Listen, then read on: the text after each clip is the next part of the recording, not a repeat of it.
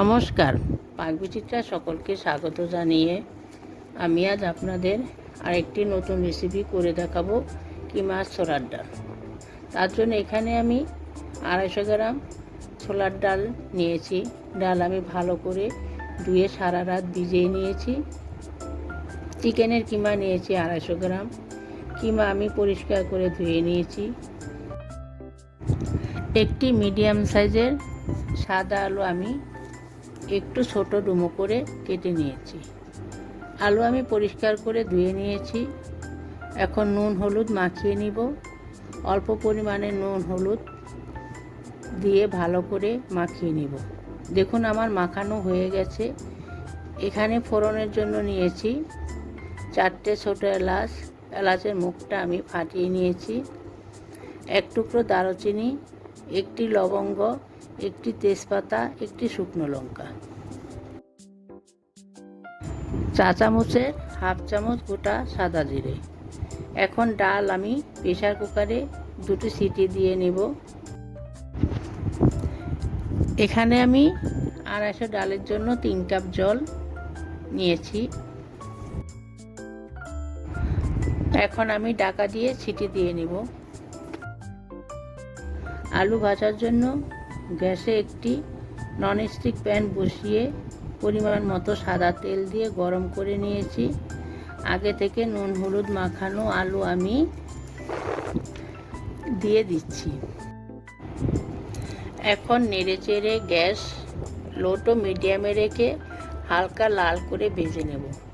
দেখুন আমার আলু ভাজা হয়ে গেছে, তুলে নেব। আলু ভাজার তেলে আরও 3 টেবিল চামচ সাদা তেল অ্যাড করে নিয়েছি।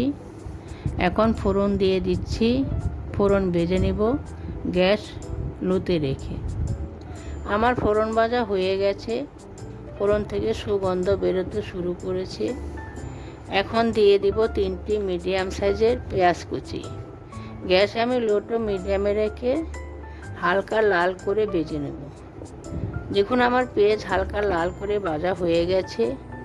এখন দিয়ে দিব চা চামচের 1 চামচ ভরে আদা পেস্ট, 1 টেবিল চামচ রসুন পেস্ট। এখন আদা রসুনটাকেও পেঁয়াজের সঙ্গে ভেজে নেব। আমি 2 মিনিট ধরে ভাজবো। গ্যাসটা আমি লোতে রেখেছি। দেখুন আমার 2 মিনিট হয়ে গেছে। এখন আমি দিয়ে দিব একটি ছোট টমেটো কুচি।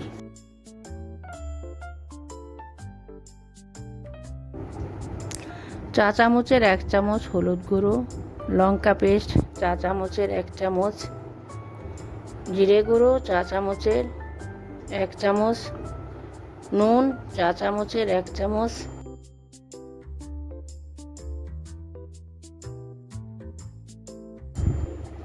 কাশ্মীরি লঙ্কার গুঁড়ো চা চামচের 1 চামচ। এটা সম্পূর্ণ অপশনাল, কালারের জন্য আমি অ্যাড করেছি। আপনারা চাইলে দিতেও পারেন, নাও পারেন। এখন দিয়ে দিচ্ছি অল্প পরিমাণে একটু জল, যাতে তলায় লেগে না যায়, মশলা পুড়ে না যায়। এখন অনবরত নেড়েচেড়ে কষিয়ে নেব। দেখুন আমি 5 থেকে 6 মিনিট কষিয়ে নিয়েছি। টমেটো গলে গেছে, মশলা থেকে তেল ছাড়তে শুরু করেছে। এখন চিকেন কিমা দিয়ে দিচ্ছি। ভালো করে কষিয়ে নেব। আমার কষানো হয়ে গেছে। আমি 15 মিনিট কষিয়ে নিয়েছি। এখানে নুন ঝাল আপনারা আপনাদের স্বাদ অনুযায়ী দিবেন। এখানে মাংসের কিমাটাকে ভালো করে কষিয়ে নিতে হবে, যাতে মাংসের কাঁচা গন্ধটা না থাকে। কিমা যত কষানো ভালো হবে, কিমার ডালটা খেতেও ততটাই সুস্বাদু হবে।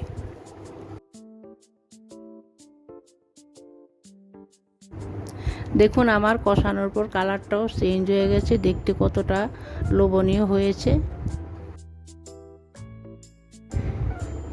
এখন দিয়ে দেব আগে থেকে ভেজে রাখা আলু দিয়ে আরও 2 মিনিট কষিয়ে নেব। কষানো হয়ে গেছে। এখন আগে থেকে সিদ্ধ করে রাখা ছোলার ডাল দিয়ে দেব। দেখুন ডালটা এমন গোটা গোটা থাকবে। ভালো করে মিশিয়ে নিয়ে হালকা কুসুম গরম জল দিয়ে 3 থেকে 4 মিনিট ফুটিয়ে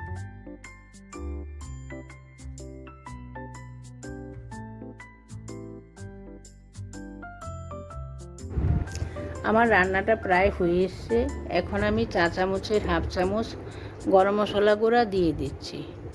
দেখুন আমার কিমার ছোলার ডাল তৈরি হয়ে গেছে। এখন 1 টেবিল চামচ ঘি দিয়ে দিচ্ছি। গ্যাস মিডিয়ামে রেখেছি।